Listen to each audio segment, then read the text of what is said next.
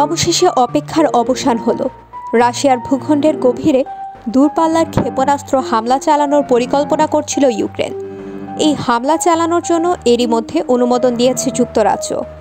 একই সঙ্গে ইউক্রেনকে গোপনে সমর্থন যোগাচ্ছে ন্যাটো।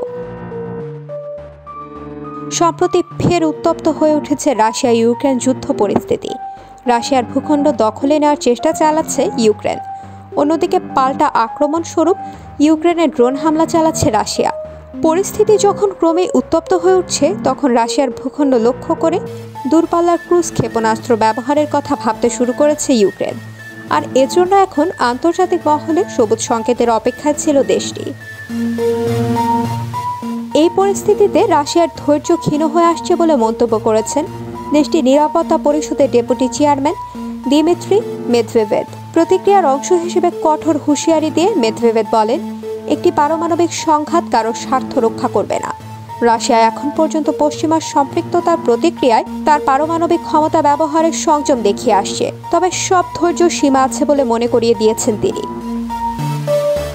পশ্চিমাদের সতর্ক করে রাশিয়ার নিরাপত্তা পরিষদের ডেপুটি বলেন, এমনকি সবচেয়ে বড় ধৈর্যেরও সীমা আছে। ক্রেমলিনের মুখপাত্র দিমিত্রি পেসকভ ইউক্রেনের ক্ষেপণাস্ত্র হামলার বিষয়টি উল্লেখ করেও রাশিয়ার পাল্টা ব্যবস্থার ইঙ্গিত দিয়ে রেখেছেন।